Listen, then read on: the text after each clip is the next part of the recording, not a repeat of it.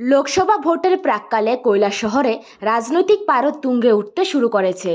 ভোটের প্রচার সম্বন্ধে সংবাদ প্রতিনিধিদের বলতে গিয়ে ত্রিপুরার রাজ পরিবারের সদস্যকে তথা পূর্ব ত্রিপুরা লোকসভা আসনের বিজেপি দলের প্রার্থী কৃতিদেবী দেববর্মনকে বহিরাগত পশু বলে আখ্যায়িত করায় গোটা 59 জেলা জুড়ে বিশেষ করে জেলা সদর কৈলাসহরে বিজেপি দলের পক্ষ থেকে প্রকাশ্যে পাল্টা বিবৃতি দিয়ে তীব্র নিন্দা জানান। 8 এপ্রিল সোমবার কৈলাসহরের 59 কলাক্ষেত্রে বিজেপি দলের এক নির্বাচনী সভা অনুষ্ঠিত হয়। এই সভায় উপস্থিত ছিলেন পূর্ব ত্রিপুরা লোকসভা আসনের বিজেপি দলের প্রার্থী কৃতিদেবী দেববর্মন, মন্ত্রী টিঙ্কু রায়, বিজেপি কৈলাসহর মণ্ডলের সভাপতি সিদ্ধার্থ দত্ত, কৈলাসহর পৌর পরিষদের ভাইস চেয়ারম্যান নীতিশ দে, বিজেপি 59 জেলা কমিটি সভাপতি পবিত্র দেবনাথ সহ অন্যান্য নেতৃত্বরা। সেই সভায় 20 পরিবারের 74 জন ভোটার বিরোধী দল ছেড়ে বিজেপি দলে সামিল হয়েছেন। নবাগতদের হাতে দলীয় পতাকা তুলে দিয়ে বরণ করে নেন মন্ত্রী টিঙ্কু রায়।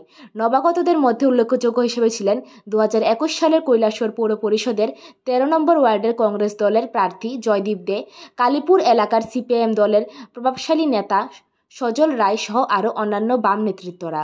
যোগদান সভা শেষে অনুষ্ঠানে বক্তব্য রাখতে গিয়ে মন্ত্রী টিঙ্কু রায় কৈলাসহরের সিপিআইএম নেতৃত্বদের বিরুদ্ধে তীব্র সমালোচনা করেন।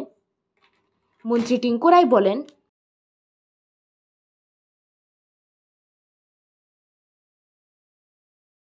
আমরা সাংস্কৃতিক শহর বলি কৈলাসহরকে। এখানে সাংস্কৃতিক প্রেমী লোকরা, আমরা ছোট শহর হতে পারি কিন্তু আমরা কৈলাসহরের প্রতিনিয়ত এই হলটাতে আমরা দেখি এখানে সঙ্গীত চর্চা হয়, এখানে সাহিত্য চর্চা হয়। এই কৈলাসহর আমরা অনেকবার দেখেছি যে কৈলাসহর ছোট শহর দুর্গাপূজার সময় অনেকগুলো 15-20 খানা ম্যাগাজিন বেরোয়। আগরতলা শহরে এতগুলো ম্যাগাজিন বেরোয় না, কারণ এই কৈলাসহরের মানুষ সাংস্কৃতিক প্রেমী মানুষ।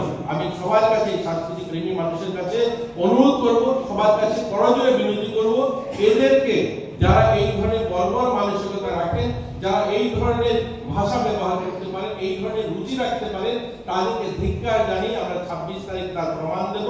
26 তারিখ ভোট বাক্সে সেটা তারা প্রমাণ পাবে। এই কথাগুলো বলে সবাইকে শুভেচ্ছা অভিনন্দন জানিয়ে আমি আমার আলোচনা শেষ করলাম। আরো অনেকগুলো প্রোগ্রাম